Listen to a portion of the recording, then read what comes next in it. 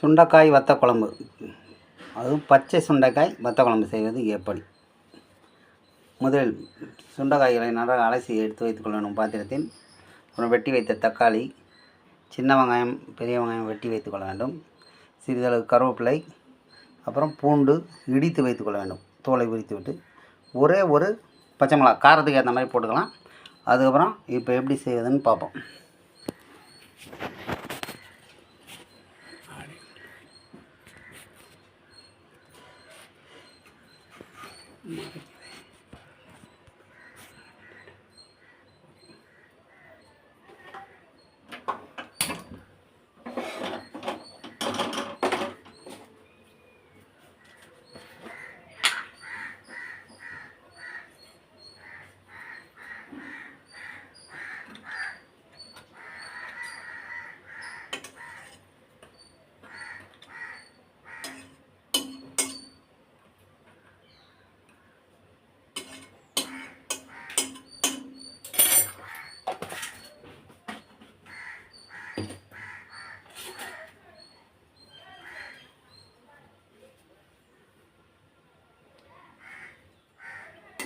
இண்டாலிய கடாய் அல்லது இரும்பு கடாய் அல்லது மண் சட்டி எதில் வேணால் சமைக்கலாம். முதல்ல நெய் கொஞ்சம் ஊற்றி இந்த சுண்டைக்காய்களை நெய்யில் வறுக்க வேண்டும்.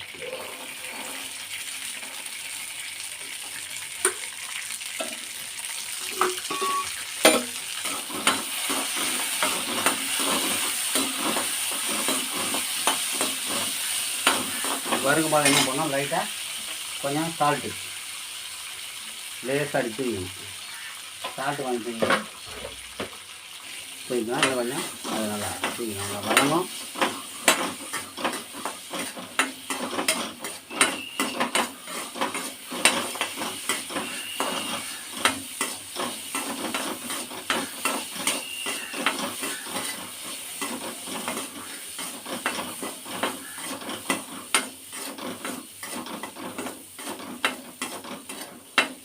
இந்த மாதிரி நெய்யில் வறுத்து வெறுமனை கூட சாப்பிடலாம். இது என்ன ஆகுனா, நம்ம உடம்புல இருக்க ரத்தத்தை வாரத்தில் ஒரு தடவை, 15 நாளைக்கு 2 தடவை, மாதத்தில் 4 தடவை எப்படின்னா இதை சாப்பிடணும். இது மாதிரி வெறுமனை நெய்யில் வறுத்து சாப்பிட்டோன்னா உடம்புல ரத்தம் உடனே நல்லா ஊறும். பெண்களுக்கு இந்த கால் வலி, முட்டி வலி, இடுப்பு வலி இதெல்லாம் உடனடியாக சரியாகும். 15 நாளைக்கு 2 தடவை எப்படின்னா, அதான் வாரத்துக்கு ஒரு தடவை எப்படின்னா வாங்கி இந்த சுண்டைக்காவை நெய்யில் போட்டு வறுத்து சாப்பிடுங்க. சாப்பிட்டு வச்சு சாப்பிட்டீங்கன்னா ரத்தம் அப்படியே ஊறும். உடலுக்கு நல்லா ஆரோக்கியம். நெய்யில் வறுத்தாச்சா நம்ம வாசனை அடிக்கணும். என்ன பண்ணால் இந்த ஒரு சின்ன தட்டில் இந்த வறுத்து வச்ச இதை எடுத்து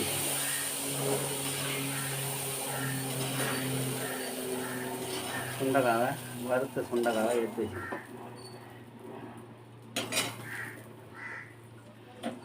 என்ன பண்ணோம்,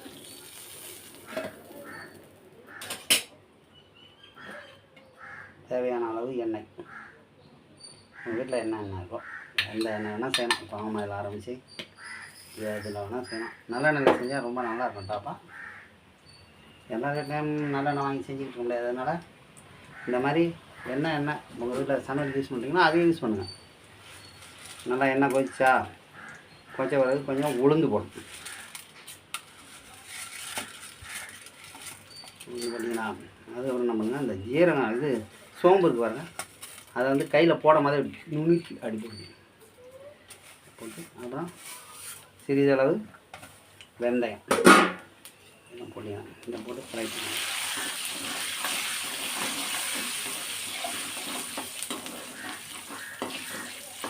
மெயினான ஐட்டம் நல்லா பொரிஞ்சா பாருங்க, பொரிஞ்சா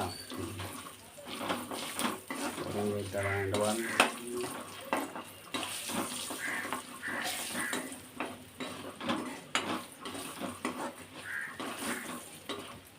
இப்போ 1 ஸ்பூன் கடுகு,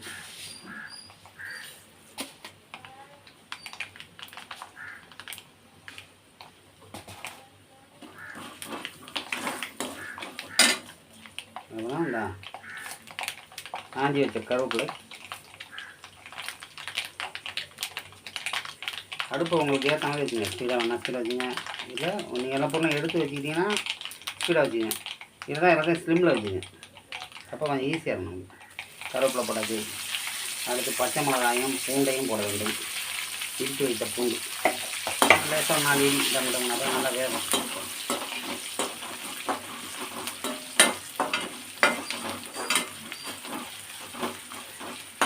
இதெல்லாம் செய்கிறதுக்கு முன்னாடி என்ன பண்ணால் சுடுதண்ணில் கொஞ்சம் புளியை ஊற போட்டு வச்சுக்கணும். அப்போ நமக்கு புளி நல்லா ஊறி உட்காந்துடும். இதெல்லாம் சேர்த்து முன்னாடி வெங்காயம் உரிக்கிறது இதெல்லாம் சேர்த்துக்கல. இப்போ இது வாங்கிக்கலாம். இப்போ இந்த சின்ன வெங்காயம் பெரிய வெங்காயம் வெட்டி வச்சுக்கணுங்க. அதை தூக்கி போடணும். போட்டு அதை கிளம்பும் போது என்ன பண்ணால் கொஞ்சம்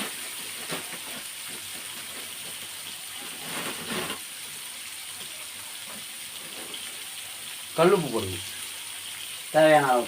நிறைய வைக்க போகிறீங்கன்னா நிறைய போடுங்க. கொஞ்சம் வைக்க போகிறீங்கன்னா ஒரு 1.5 ஸ்பூன். இப்போ இந்த பாத்திரம் ஃபுல்லாக பண்ண போகிறேன். அதனால் ஒரு 1.5 ஸ்பூன் போடுங்க. இது எதுக்கு போடுறதுன்னா உப்பு, கல் உப்பு எதுக்கு போடுறதுனா டக்குன்னு வெங்காயம் வதங்கும்.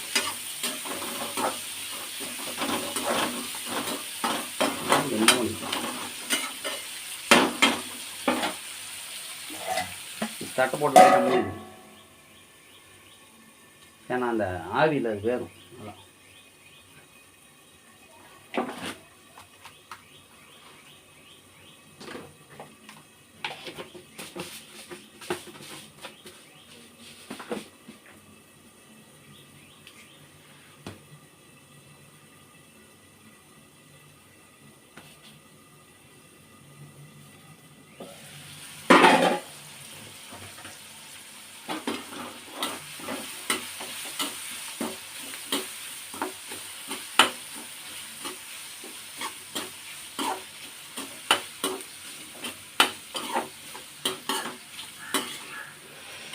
மூடி வச்சோன்னா கொஞ்சம் சீக்கிரம் வெந்தயம் அந்த வெந்துடும். இந்த இது வெங்காயம் நல்லா வதங்கி நல்லா நிற்கும். அதில் ஃபோன் பண்ணிக்கிறா என்ன பண்ணும், கொஞ்சம் லேசாக எல்ஜி தூள் இல்லைன்னா உங்கள் வீட்டில் கட்டி இருந்தால் கட்டி கூட போடுங்க. கட்டினா கரைக்கிறதுக்கு இடம், அதனால் எல்ஜி தூள் போடுங்க. அப்படி இல்லை எல்ஜி கட்டி இருக்குன்னா தண்ணியில் ஊற வச்சு அந்த தண்ணியை ஊற்றிக்கணும். அது இந்த ஹோட்டல்லாம் அந்த மாதிரி தான் செய்வாங்க. அதனால் நம்மளும் அதை ஃபாலோ பண்ணலாம். ஆனால் ஒரே நாளில் யூஸ் பண்ணிடணும். நம்ம குடும்பம் வாங்கி எல்ஜி தூளை போடுங்க. ஏன்னா அது உங்களுக்கு ஈஸியாக இருக்கும். அவசர சமையல் அதுக்கெலாம் வந்து எல்ஜி தூள் தான் நல்லது. நல்லா வதங்கிச்சா இப்போ போட வேண்டியது. அடுத்து வெட்டி வைத்த தக்காளி, அது தக்காளி தேவைக்கேற்ப 2 3 4 பெருசாக இருந்தால் 3, சின்னதாக இருந்தால் 4 வெட்டிங்க.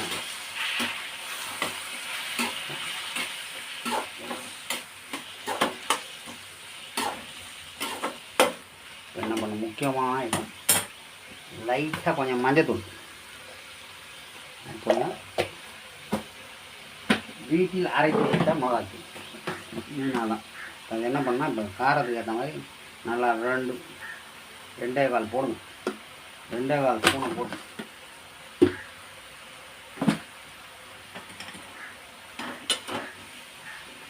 நன்றாக கிளற வேண்டும். பொறுமையாக இந்த இடிக்கி துணி எதை பிடிச்சிங்க கையில், அப்போ நம்ம வந்து பாத்திரம் நழுவாமல் இருக்கும், நகராமல் இருக்கும். கையில் பிடிச்சோம்.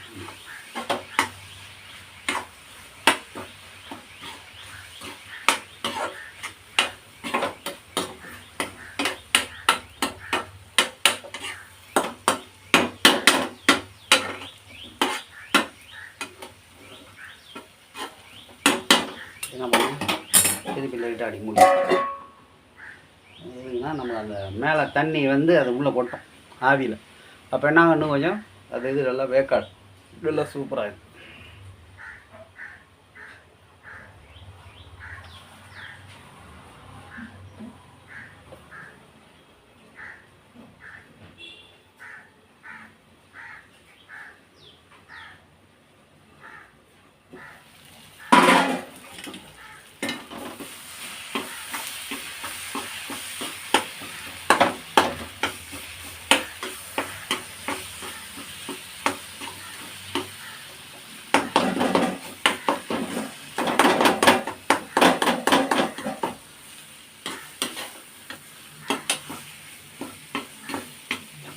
தக்காளி தொக்கு வேணால் இதில் கொஞ்சம் எடுத்து வச்சுக்கணும்.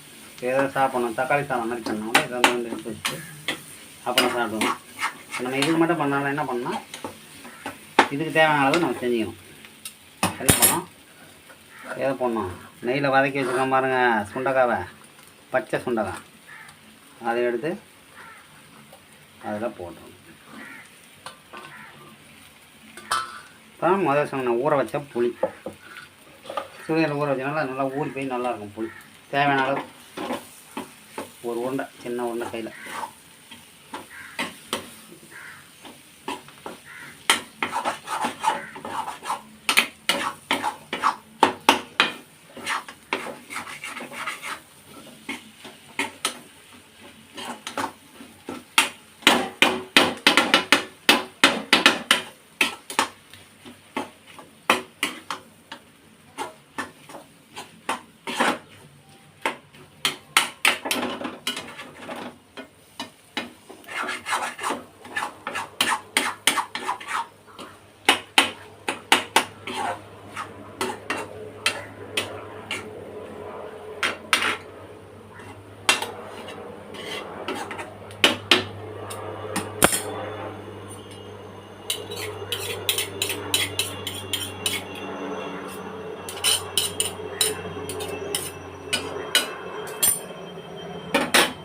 லைட்டாக அப்படி மூடிச்சு.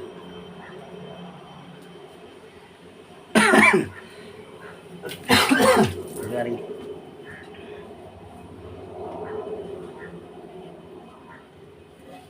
ஓரளவுக்கு ஏற்கனவே நம்ம நெய்யில் வதக்கனால நல்லா வதங்கிடும். அந்த சின்ன சுண்டக்காய் நல்லா வதங்கிச்சா எடுத்து வரங்க. நம்ம அப்படியே சாப்பிட்டு போட்டு பிணைஞ்சி சாப்பிடணும்னா சாப்பிடலாம். ஆனால் நம்ம என்ன பண்ணோம், 4 பேர் சாப்பிடணும்ல, அதனால் என்ன பண்ணோம், இதை வந்து குழம்பா மாற்றணும். கரைச்சி வச்ச புளி நல்லா ஊற வச்சுக்கோமா, புளியை சுடுதண்ணில் பண்ணோம், அப்படி கரைஞ்சி ஓடி வரணும்.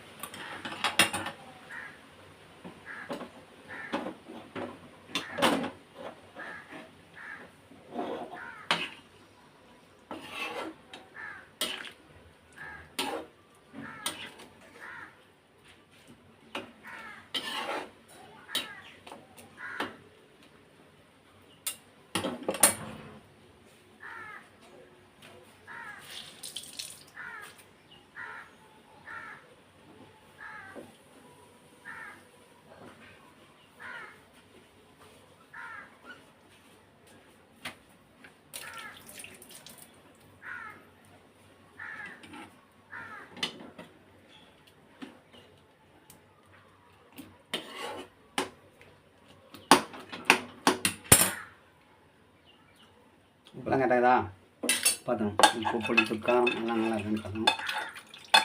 என்ன செய்யணும், இன்னும் கொஞ்சம் நல்லா ஊற்றி ஊற்றி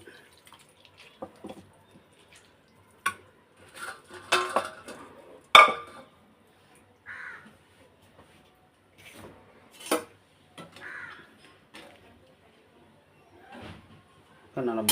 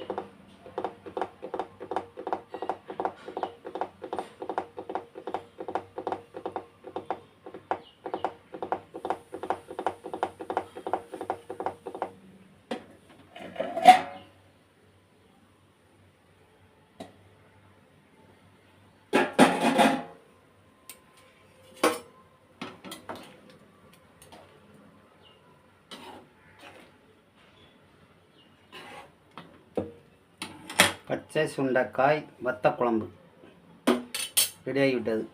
சாதத்தை வடித்து சாப்பிட வேண்டியதுதான் வேலை. இப்போ இதுக்கு தேவையான பொருட்கள் எல்லாம் நான் சொன்னேன். பச்சை சுண்டைக்காய் கொஞ்சம் சிறிதளவு எடுத்துக்கொள்ள வேண்டும். அதுக்கப்புறம் என்ன பண்ணுறீங்க, அதை நெய்யில் போட்டு வறுத்துக்கணும். 1 ஸ்பூன் நெய் போட்டு அதில் வறுக்கணும். அதுக்கப்புறம் எப்பொழுதும் போல் எண்ணெயை ஊற்றி கடுகு, உளுத்தம்பருப்பு, பச்சை மிளகா, அப்புறம் கருவேப்பிலை, கடுகு, சோம்பு, சிறிதளவு வெந்தயம் இதெல்லாம் போட்டு எண்ணெயில் ஃப்ரை பண்ணிக்கணும். அதுக்கப்புறம் நம்ம இடித்து வச்ச பூண்டு அதை போட்டு நல்லா கிளறணும். அதுக்கப்புறம் சின்ன வெங்காயம், பெரிய வெங்காயம் வெட்டி வச்சது அதையும் போட்டு கிளறிக்கிட்டே இருக்கணும். அப்போ மூடி வச்சுக்கணும். சிறிதளவு மூடி வச்சோன்னா அது இன்னும் சீக்கிரம் வதங்கும் போதே கொஞ்சம் உப்பு போட்டுக்கணும். உப்பை போட்டு பண்ணோன்னா அது அருமையாக ஆயிடும்.